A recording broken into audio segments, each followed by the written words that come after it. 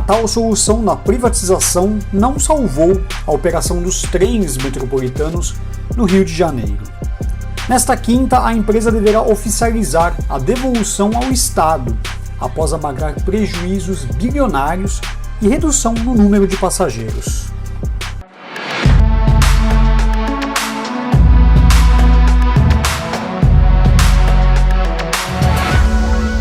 A concessão da malha de trens metropolitanos do Rio de Janeiro foi feita lá nos anos 90, no ano de 1998. De acordo com o site Planmurb, sempre uso esse site como referência aqui no Viatrólogos, fica meu convite para você acessar esse site, que tem um monte de artigos importantes sobre mobilidade urbana.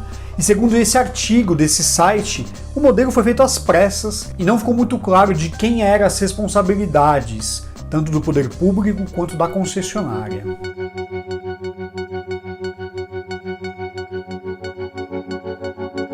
Quando operada pela Rede Ferroviária Federal, empresa estatal, o sistema chegou a transportar mais de 1 milhão de passageiros por dia, isso em 1984, após grandes investimentos, principalmente em compra de trens, que na época foi a maior que tinha feito para aquele sistema. O modelo financeiro da Supervia segue o do escolhido nas rodovias. A empresa é responsável por arrecadar as tarifas e não há auxílio com subsídios por parte do governo. Esse modelo é muito diferente das concessões nas linhas de São Paulo, como por exemplo as linhas 4, 5, 8 e 9, uma vez que a arrecadação vai para o governo e ele paga às concessionárias uma tarifa técnica por usuário transportado, seguindo algumas regras, como por exemplo se o passageiro entrou em uma estação da própria linha ou se veio de outra linha. Dessa forma, a tarifa que o passageiro paga é diferente da tarifa que o concessionário recebe. O jornal Extra cita que há um impasse que envolve investimentos e um desequilíbrio econômico-financeiro.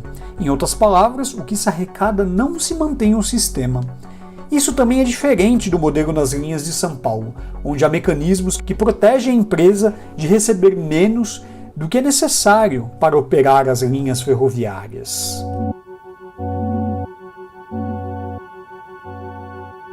A malha de trens cariocas chegou a transportar em um único dia mais de 1 milhão de passageiros, mas depois da crise sanitária, depois da pandemia, a Supervia amarga cerca de 300 mil passageiros por dia, é um número um pouco parecido do que hoje transporta a linha 12 Safira. E antes mesmo da pandemia, a empresa transportava em torno de 600 mil passageiros. Ela nunca conseguiu chegar ao patamar de 1 milhão de pessoas. A empresa ficou com a responsabilidade de operar a linha e manter o sistema, arrecadar a tarifa e ser remunerada por meio dessa forma, e toda a modernização e expansão do serviço ficaria a cargo do Estado. Justamente esse ponto que há discordância entre Estado e concessionária. E o modelo escolhido foi o compartilhado. Ainda outro ponto que mexe diretamente no bolso de quem depende do sistema ferroviário, que é o valor da tarifa. E como equilibrar o custo de um meio de transporte de alta capacidade e sua função social? Abre aspas aqui para o artigo do Planmurb. O fato de não haver subsídios e a empresa se sustentar basicamente com o dinheiro oriundo das tarifas é um modelo que já está fadado ao fracasso. Esse ponto de equilíbrio pode e deve ser atingido a partir do momento onde o governo e concessionária cheguem a um acordo sobre custos operacionais, o papel social do serviço, como o valor tarifário cobrado pode impactar no bolso do passageiro. Fecha aspas para o site do Planmurb. A tarifa da Supervia custa hoje R$ 7,40.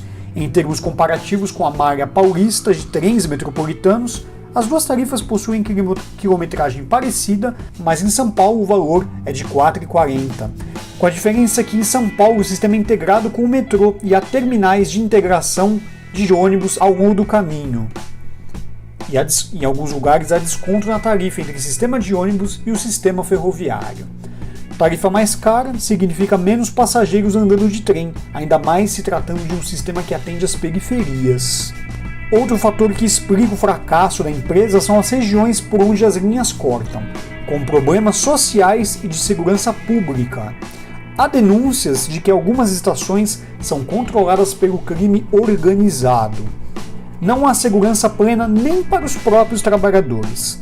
Recentemente, 2 deles foram rendidos em uma estação, tiveram seus pertences roubados e foram presos em uma sala técnica.